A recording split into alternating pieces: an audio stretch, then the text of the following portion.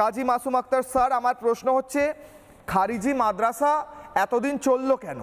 এতদিন এই খারিজি মাদ্রাসাগুলোর পিছনে যেখানে সন্ত্রাসের জন্য টাকা আসতো বিদেশ থেকে, সেগুলো চলতে দিল কারা? এর আগে সরকারগুলো করছিল কি? 30 সেকেন্ডস। এই দেখুন, এই স্বাধীনতা হয়ে গেছে ৭৭ বছর।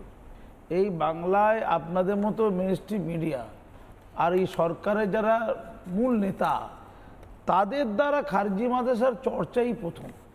খারিজি মাদ্রাসাকে যে চর্চা করা যায়, এই চর্চা কিন্তু এতদিন হয়নি। তাই আমার মতে বলে সম্পূর্ণ অপাঙ্ক্তেয় উপেক্ষিত খারিজি মাদ্রাসা এই আপনাদের মতো মিডিয়া এবং এই সরকারের জন্য জাতে উঠল।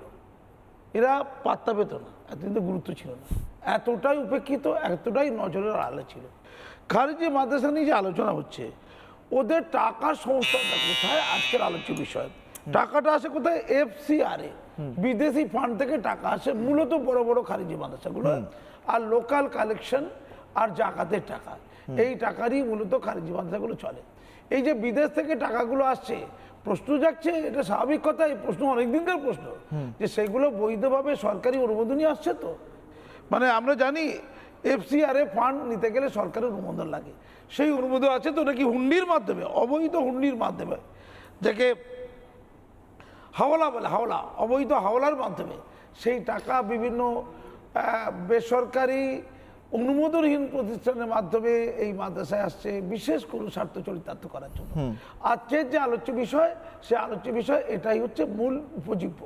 ৭৭ বছর ধরে তাহলে এইটা চললো, কারা চালালো, কারা এই কাজটা করলো, কেন নজর আসেনি? না, এর আগে তো সরকার ছিল, আমরা তো ভোট দিতাম, পুলিশ ব্যবস্থা তো ছিল, কেউ জানতে পারলো না যে খারিজি মাদ্রাসায় বিদেশ থেকে টাকা আসছে এবং সেই টাকা সন্ত্রাসের জন্য ব্যবহার হচ্ছে? আরে বুঝুন, মুসলমান সমাজ মমতাকে ভোট দিয়েছে তো, 15 বছরে একটা অনুদানপ্রাপ্ত অনুমোদিত মাদ্রাসা, আধুনিক মাদ্রাসা মমতা তৈরি করেনি, একটা তৈরি করেনি।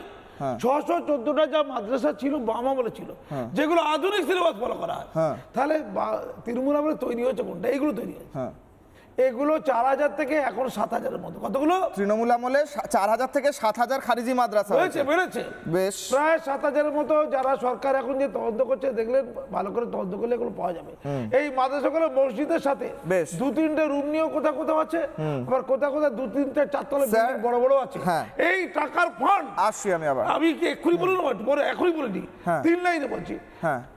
এরা কারা চালায়? একটা হচ্ছে একটু সৎ লোক, তারা হয়তো অত খারাপ নয়, তারা মুসলমান ইসলামিক শিক্ষা দিতে চায়, তাই চালায়, সেই সংখ্যাটা বড্ড কম। সেকেন্ড হচ্ছে বিভ্রান্ত, তারা জানি না এই ছেলেদেরকে শেখালে কি লাভ, কোরআন হাদিস ফিকহ শিখিয়ে মুসলমানদের কি লাভ। শামসুর আলী মল্লিককে জিজ্ঞেস করি। থার্ড যেটা হচ্ছে, একটা অংশের মুসলমান আছে যারা বিদেশি ফান্ডে, তারা 1 কোটি টাকা পেলে 90 লক্ষ টাকা অন্য খাতে লাগায়, 10 লক্ষ টাকা। স্যার, আমি শামসুর আলী মল্লিক, কার্যকরী সভাপতি ISF। নানা ধরনের কন্টেন্ট দেখার জন্য লাইক করুন, শেয়ার করুন আমাদের ফেসবুক পেজ, সাবস্ক্রাইব করুন আমাদের ইউটিউব চ্যানেল। পাশাপাশি অন্যান্য ব্রেকিং নিউজের জন্য অবশ্যই চোখ রাখুন রিপাবলিক বাংলায়।